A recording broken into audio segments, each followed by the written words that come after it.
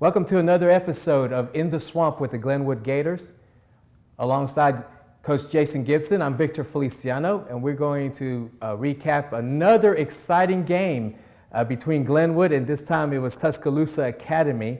Glenwood winning 33-31, scoring with 3 seconds left in the game to pull off another win, and now are 4-0 and looking to remain undefeated as they face Morgan Academy this Friday night. That will be broadcast live on CTV, Channel 7, starting at 7:30 here at the Swamp. But now we're going to recap this week's game. Coach, thanks for coming again. Yeah, man. It's always good after a win, right? Yes, sir. And for the coaches and the players, it's been a short weekend. They went and made a 3-hour trip to Tuscaloosa, came back in about 2:30 in the morning.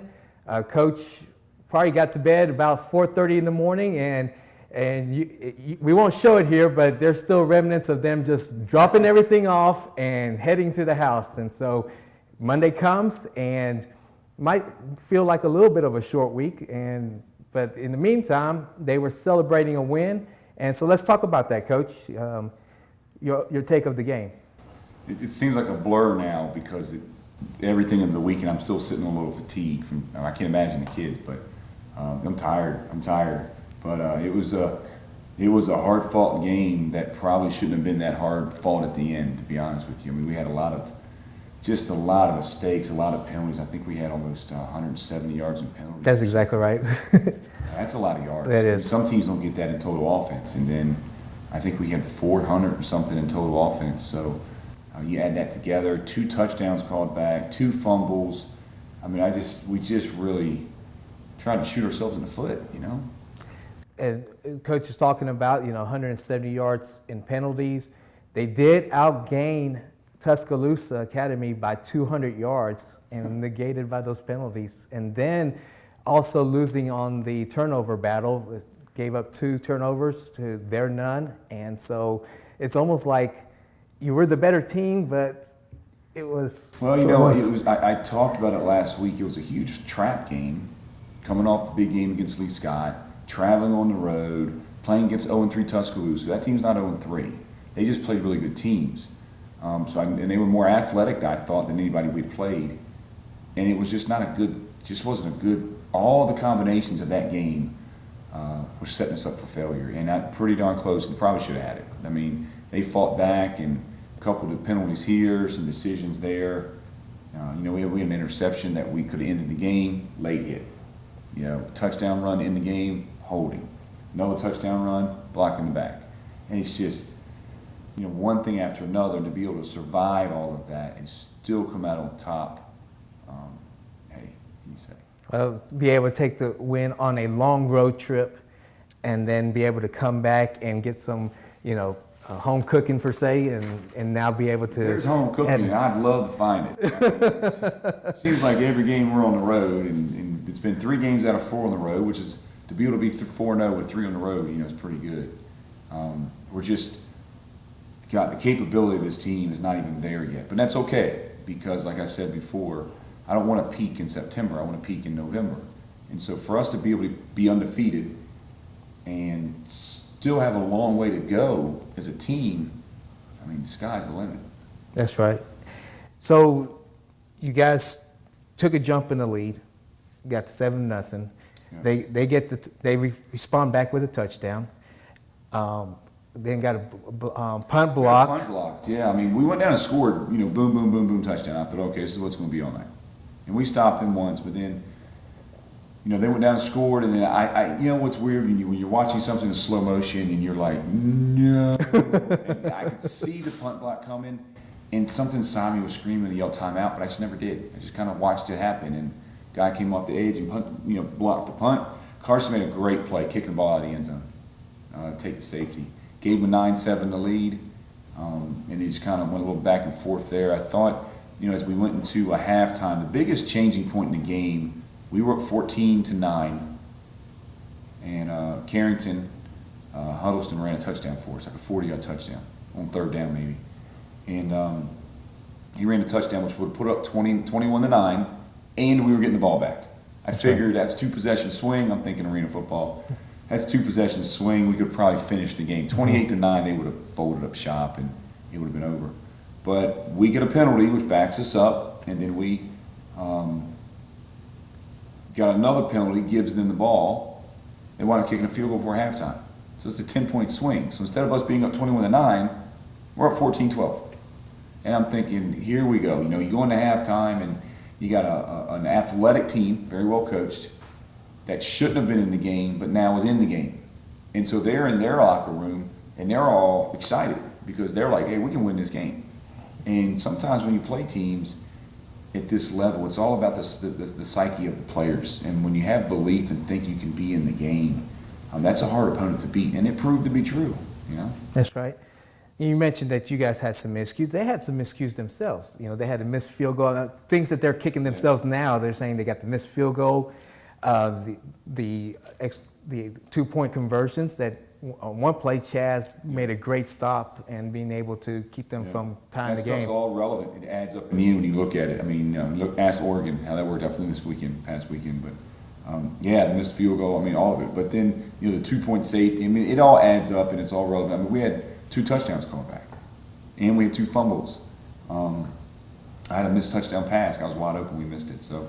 And so did they. They had one too. So it's all relevant at the end of the day. So on paper, if you're looking on paper, it looks like an almost even matched game on the score. But then, as you see the numbers, 400, almost 500 yards offense. I think they were 2 of 7 on third down. If you look at the stat sheet outside of the score, you would think it was a blowout. But we're continuing to lose a turnover battle. We're turning the ball over more than the other teams are, but we're still winning. That's something I'll take. It's supposed to be the other way around. And so, we had a big heavy lift on Thursday too. We really busted the kids in the weight room on Thursday. I think some of the kids were a little sluggish and the long road trip. So there's all my excuses. I don't have anything left. Going into the following week. Right, and then some of your players did have an emotional, situation occur, with the passing of Coach Flint. Yeah, I think that affected some kids. It was a long week, and you think for a young man to have the emotions of a rivalry game and winning it and coming back and then having a really close, family member of the school, pass away suddenly, and the funeral was on Friday, viewing was on Wednesdays. A lot of these kids had a lot of emotions going through. Then we jump on a bus. It was just a lot to manage. I wish it was just X's and O's. Mm-hmm. And when I'm with the Lions, that's what I deal with. That's all we have to worry about. But, here you have to worry about so many other things and their attitudes, and it's a psychological job more so than a football job. The resiliency of the team really showed out this weekend. Yeah. And they just keep fighting. And I hope that, it's weird. This is a great story. I remember they were getting ready to score the last touchdown with 24 seconds left. And I saw Brandon Mosley walking down the sideline kind of towards me, and I was walking towards him. And it was 24 seconds left, and I thought, you know what? I looked at Brandon. He looked at me. It was kind of weird. I just went, hey, what's up? He went, hey, what's up? And that was the whole conversation. And I just felt, hey, we're fine. We're good. We got this. That's right. And so I basically told him, I said, what's 4 times 15? He said, what are you talking about? I said, what's 4 times 15? He said, 60. I said, that's how many plays we got. We got 4 plays. There's 27 seconds. I divided 27 by 6 seconds of play, which gives you about 24 seconds. So there's a 3-second leeway there. Just kind of tell you guys what I'm thinking in my head. And so I told him, I said, we have 4 plays. We need 15 yards per play. The ball was on the 40. So that puts us in the end zone. So there's no room for error, and that's what we got to have. And I think we had 13, 12 pass interference, which is 15. And the last play was 10 or 15-yard touchdown pass. And then it worked out to a T with no time on the clock. And a lot of that attributed, you're thinking arena. I'm not going to lie to you. I'm thinking arena football. I'm counting time. That's what arena football does for you. I'm counting time per plays, possessions, and yardage. So it's all math. It's all relevant. And you're adding things up, counting numbers, and And I'm trying to figure out, the same thing with the Lee Scott game. I knew the time on the clock, how many possessions we could possibly get, what we needed to do. What's funny is maybe I should just do that the whole game, and then we would just score every time. So, but he did it to a T. And then the last play of the game, about 3 seconds left. We had one timeout left, but the clock was dead anyway, so I didn't need to use it. But I said, just line up on the ball in this formation, wait about 10 seconds, let me see what they're going to do. We'll call timeout, and then we'll come back to huddle and we'll adjust accordingly. And that's what we did. So we called timeout, got in the huddle, and basically I knew they would be all over Tripp Day. Tripp's 6'8", and he's a weapon. So we took Tripp and ran him right down the middle of the field, and I knew he would pull coverage. Our backside receiver was Cameron O'Neal, who just caught the 2 previous passes, and he was a mismatch. He was 6'3" on 5'9". And I figured he would pull some coverage, and he did. And the one thing we hadn't done all night long was throw that fader out to Christian Clausell. And I was waiting, and I got in the huddle, and I said, tell you what, I want you to look at Tripp the whole way, and when everybody squeezes the Tripp, take a shot. And I'm not sure if he heard me or what he was. It's funny. I was telling Tripp I was telling Brandon in the huddle all these things. Do this, and finally Brandon goes, Coach, shut up. Just tell me who to throw the ball to. Yeah. And because I'm seeing it all in my head, and he's not seeing it. He was getting frustrated. He said, just shut up. Tell me who to throw the ball to. I said, throw it to Christian. Yeah. And he did, man. What a throw. And found a way. And once again, another play almost similar like the last week's. Yeah. And as you mentioned in practice, pretty much indefensible. And it's paid off. It is. We rep that play every day in practice. Every day, if you watch us in pre-practice, the first part of practice, we talk about that. That's right. I rep 3 routes every single day as part of a constant reminder so we're never going to need them. And that fade route that we've repped every day since, August or July came into play. 2 wins. 2 wins. And another route we do in pre-practice, we run a play to rub route, and we caught that for a touchdown. It's worked on JV too as well. So it's fun. It's exciting to watch stuff that you rep in practice, and you never know when you're going to use it. Another thing that we saw through the stat sheets is just a balanced distribution of plays and everybody contributing. Yeah, I've seen a lot. 2 catches here, 3 catches there. John Burnett had a huge game running. Cash had a big game running. Carrington Huddleston had a big game. They hadn't called one back. He would have had 50, 60 yards. So when you look at the weapons with Carrington and John Burnett and Cash, and Cameron O'Neal and Christian Clausell, Tripp Day, Noah Lake, these are some of the guys that haven't even touched the ball a lot. There's a lot of guys to pick and choose from. And so we're looking forward to this week's game with Morgan Academy. And they come in with a record of 3-2, and got a couple of teams that you guys have already played. And so once again, just got back from the long trip, and in essence, maybe it feels a little bit like a short week. But what are your assessment of Morgan at this point? But looking at the film, complex offense. They can beat you from wishbone to the flex bone to trips to 2x2. We were watching film thinking, what in the world are we going to try to stop? Really, it's like throwing darts at the board. And they kind of run a similar offense to where whatever you're going to show us, we got something for it. And we try to do the same thing on our offensive side of the ball. And it's going to be a huge task for us.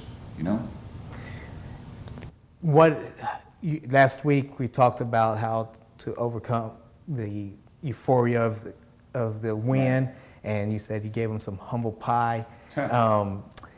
What is the plan this week?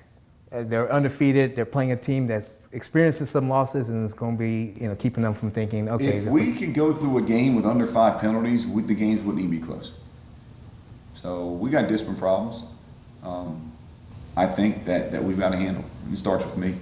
I think maybe I made a mistake a little bit with the team, with being a high school team, with treating it. It's a good thing and a bad thing. I treat them like a pro team, so we're never going to be out of a game. We're racking up yards, we're playing good defense, and that's the pro aspect of it.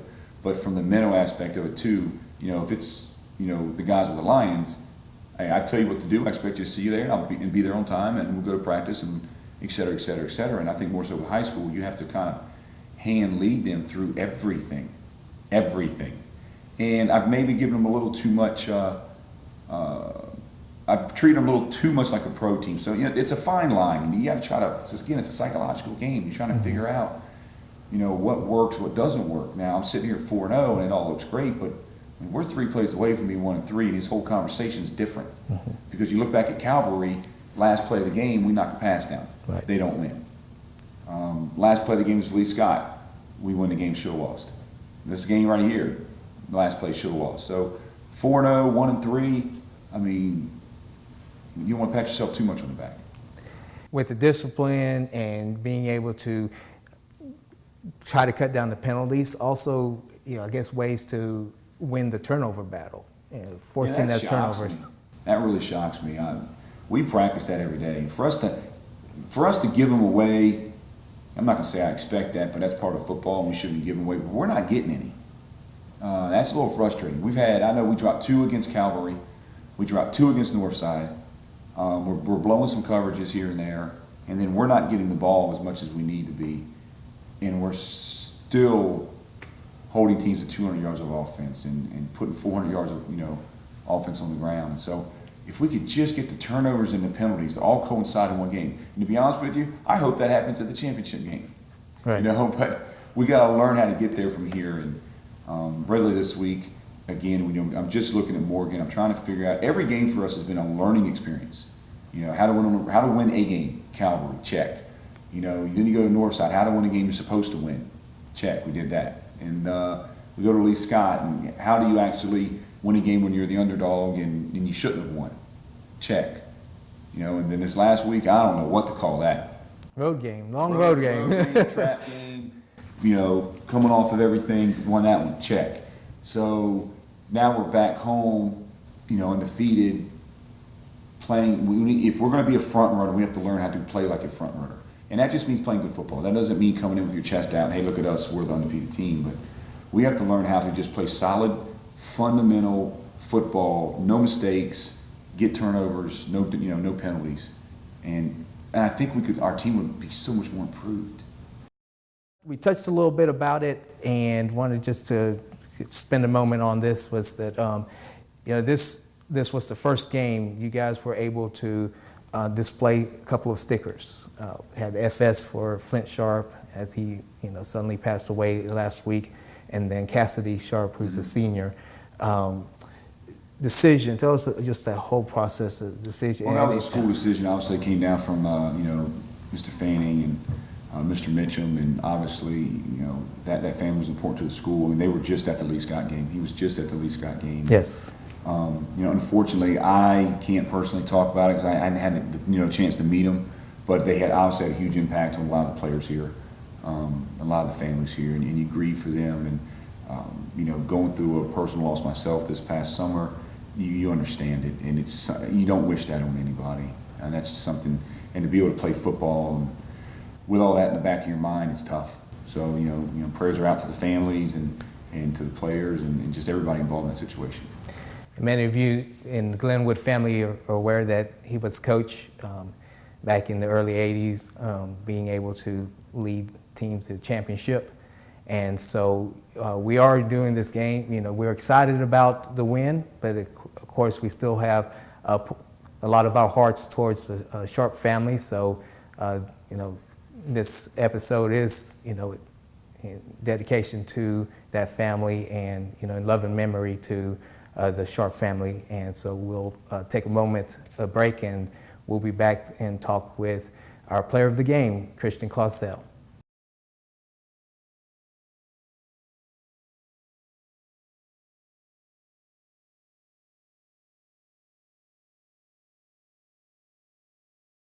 I'm here with Christian Clausell, player of the game.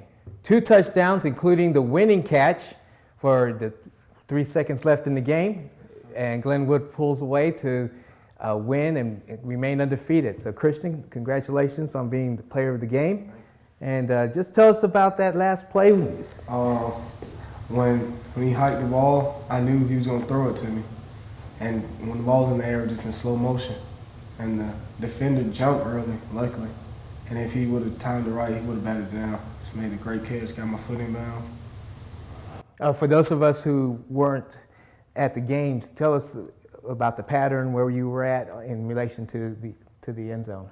I was about a yard away from stepping out of bounds in the far right end zone.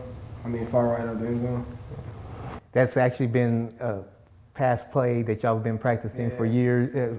Throughout the whole season. Route, And the coach, once again, he mentions it's pretty much indefensible. And once again, back-to-back weeks, that plays paid off for you guys. Yeah, sure. Tell us about just your whole experience with the new coach.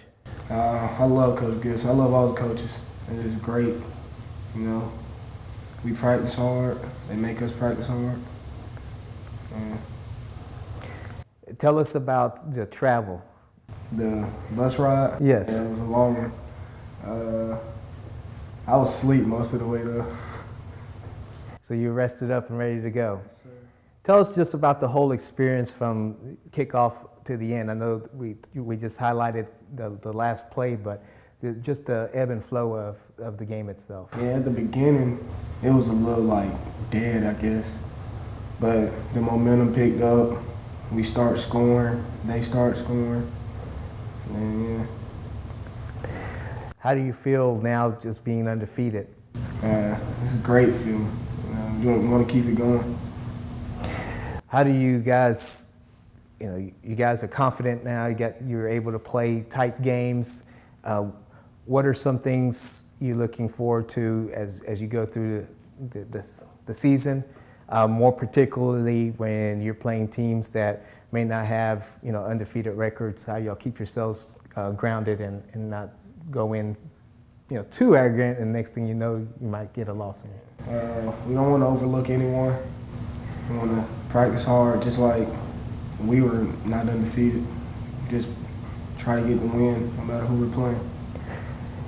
You've been on championship teams, so do you kind of feel this team is along that same route, or not quite there yet, or getting close? Or tell us how you feel where we're at. Right now we're not, but like Coach Gibson always said, we're trying to improve to get to our peak in November, not September.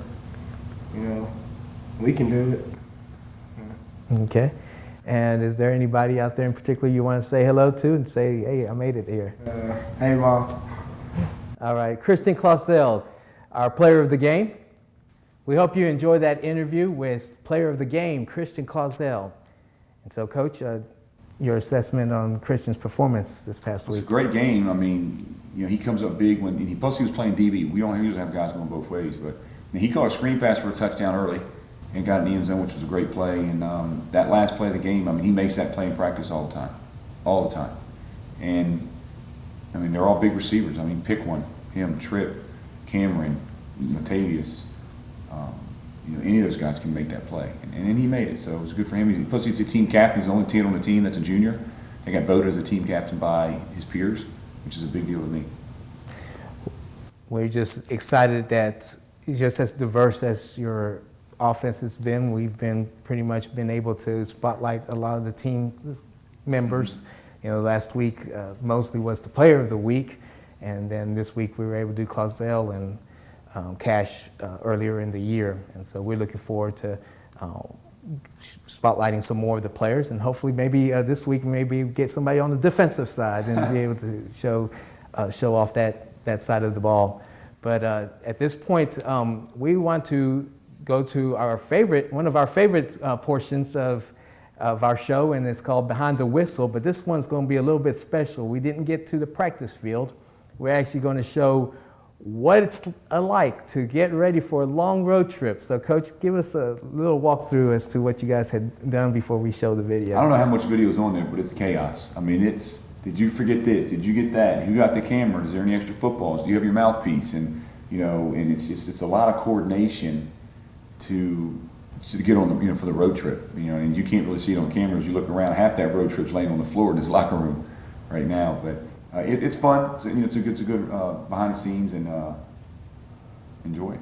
This is Jason Gibson. I'm head coach with the Glenwood Gators. This is a day in the life, getting ready to go to Tuscaloosa, heading out to play Tuscaloosa Academy, hopefully run this thing to 4-0. So this is kind of a behind the scenes of us getting ready.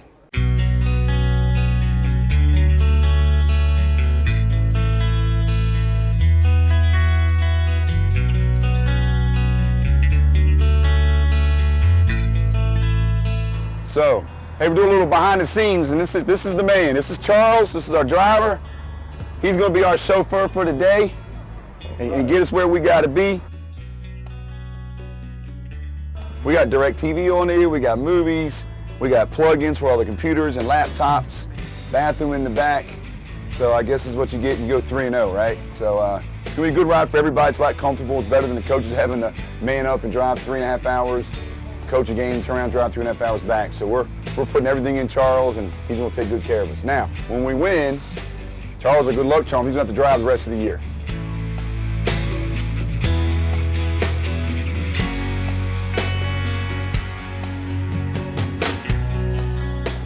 My boy Karen, you know what I'm saying? My boy, you know what I'm saying? He going D1. My boy Mario, he going D1, you know what I'm saying? My boy Alex, Pete Nasty, you gotta get Pepe. Pepe, there you go Pepe. My boy A1 Day 1. A1 Day 1, you know what I'm saying? And my boy Calhoun, my boy, my brother, these boys eat, they get it. My boy Josh, you know what I'm saying? That my other backfield, my boy Josh, hold on. You know what I'm saying? My boy Jonathan. Don't forget Carson now, give me a hug, boy. My boy Carson, we're gonna get this dub for y'all. Tune in.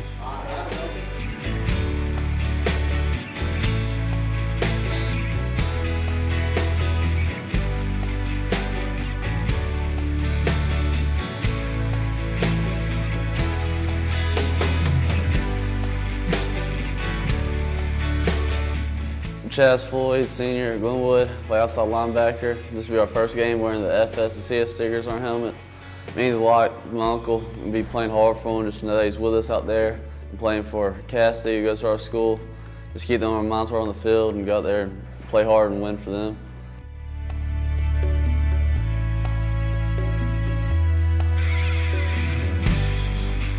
Whoever my kickers are, make sure the T's are in there.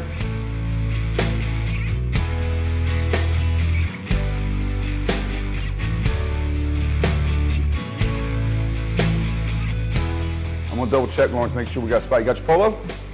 Okay, go put it on. The only thing I'm waiting on Coach I guarantee you we will forget something. All right? As long as it's not the quarterback, I think we're fine.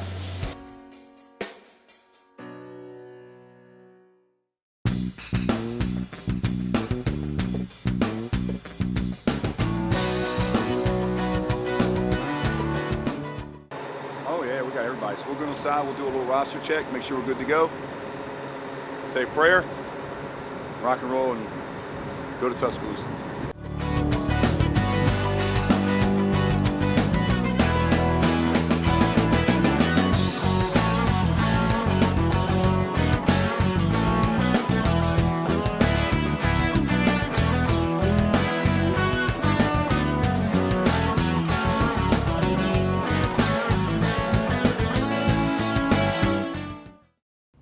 As you can see, the boys were excited about the travel arrangements, and they were able to pull off the win. And Coach, they pretty much slept the whole trip back, Well, as they you slept mentioned. the whole trip back. I thought they would be rowdy and hollering. I turned around and all I saw was eyelids shut. So it was a long day for them. And they all, mentioned, how amazing it is. They start winning, the accommodations get a little bit better. So, but Coach, we enjoyed again doing another episode of In the Swamp. And so thank you for joining us. We hope you're going to be able to join us at the Swamp this Friday night with pregame at 7:30, kickoff at 8 o'clock. If you're not able to make it, we invite you to watch live on Channel 7, CTV Beam. And so this will be our second live presentation, and I'll be bringing you the play-by-play action of Glenwood versus Morgan Academy. So for Coach Jason Gibson, I'm Victor Feliciano. You've been In the Swamp with the Glenwood Gators. We'll see you Friday night.